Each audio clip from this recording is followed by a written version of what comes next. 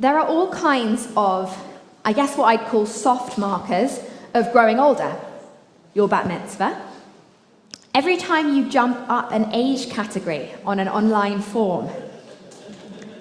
The first time someone mentions the word varifocal. And when the clothes that you wore as a teenager come back into fashion again. And I guess I find myself in that latter category, watching ultra low-rise jeans, crochet scarf tops, and those coin belts that go over layers of tank tops but don't actually belt anything come back around. And it's not just the clothes that have come back into fashion, but the body trends too. And in particular, the jutting exposed hip bones that leads to headlines like, "Is hip cleavage the next major fashion trend?" Or, "Hottest fashion trend is the exposed pelvis, ultra low waistlines for the win." We don't usually use the bima to talk about fashion, and we have a pretty principled stance here in the shul leadership that we don't talk about people's bodies at all. But at some point over the last month, I realised I'd had too many individual conversations with members on the same topic and dealing with the same very serious questions to ignore the fact that what happens out there at the edges of fashion is part of a wider social picture that's having very real ramifications close to home.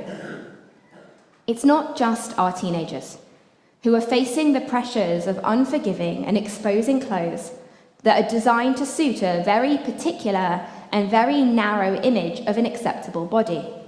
It's often easier to talk about teenagers because we all know how to express care for young people and we all feel some kind of paternalistic license to do so.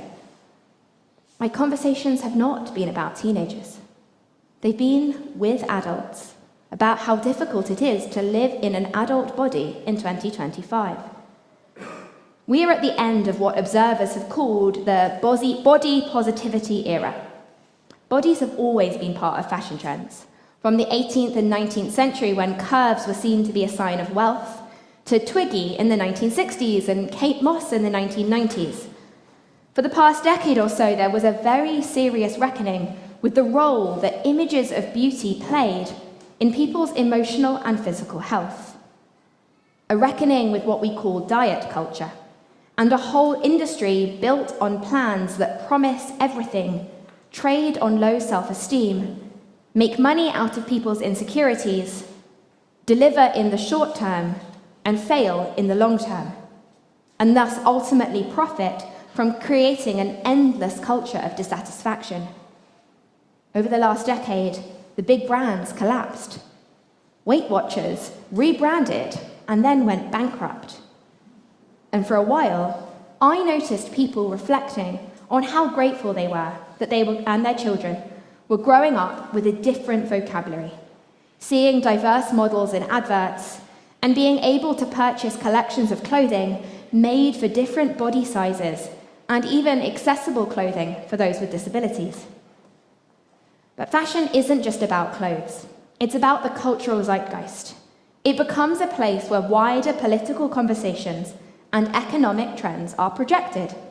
We've all seen the research that shows what hemlines do. They rise and fall with the economy.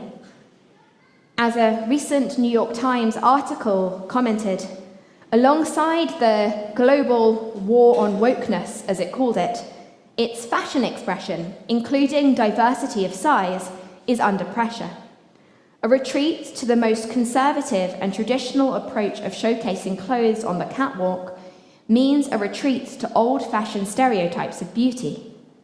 And that generally translates into homogeneous, largely white and thin models, despite the fact that such body types are not representative of the fashion and clothes buying population at large. The other thing at play, of course, is the availability of effective and accessible weight loss medications, which change things for many people, especially those with the medical conditions that they were designed and licensed for. I care very deeply about the individual and often very painful struggles people face when trying to do the best that they can for their health. When people make health choices, they often do create change inside that others might notice in a physical change to our exterior. Jewish tradition encourages us to treasure the vessels that we are given to live in, and taking care of our health is part of that. Every person has the right and the responsibility to make their own health choices and decisions with themselves and with their doctor about what is right for their body. And if you're sitting here worried that I'm about to launch into a rant at you in particular, I promise you that's not the case. Plenty of people are making choices that feel right and uncomplicated for them. And if that's you and it works for you, it's not for me or for anyone else to comment on that any more than any other health choice. The concern that I have is not about our health choices, but rather about the changes people feel pressured to make to their outsides, based not on health, but on the desire to look a specific way. What we might call not the inside-out changes, but the outside-in. And what happens when moralistic overtones enter the conversation? We experience a shifting sense that having a good or a conforming body equals success, and something else means failure. We are in a totally different era as a result of these medications, and the social pressures that have emerged around this are causing some real challenges for many in our community. Not only are we talking about expensive subscriptions and a fear of rebound that has people locked in and struggling to manage the costs, but also about the culture of comparison and dissatisfaction that mass use of these drugs foments. And it's this pressure that is causing people to enter incorrect information online to access prescriptions and creating a really difficult climate. A member who I spoke to while writing this sermon reflected on how hard it is to not view other people's choices as a commentary on your own body, and how difficult it is to resist peer pressure when it feels like everyone around you is shrinking. It's having a big impact on our teenage girls who are grappling with their own bodies, developing to look like their mothers' very ordinary bodies, just as their mothers are expressing dissatisfaction with their own bodies and opting for a medical solution. And this is where it's not personal at all. It's about society and the systems that we are all part of. The language we use around the kiddish table and at the school gates, in WhatsApp groups and out shopping with friends, as we cook in our kitchens and as we get dressed with our children around. It's about culture and about what motivates the choices we make, the norms we seek, and the images we value. I spoke to our member, Hannah Jacoby, an amazing personal trainer who trains people free from diets and diet culture, and she reflected on the trends we're seeing and the impact they're having on people. Hannah said, "We forget that wellness is meant to make people feel well, not worse about themselves. Our bodies are not trends. Our bodies are stories of our parents and of our lives. They are our home, our one home.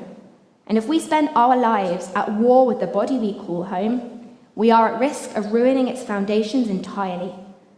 The current rise in weight loss medication and repopularization of thinness has also led to a spike in eating disorder referrals and many other serious health complications.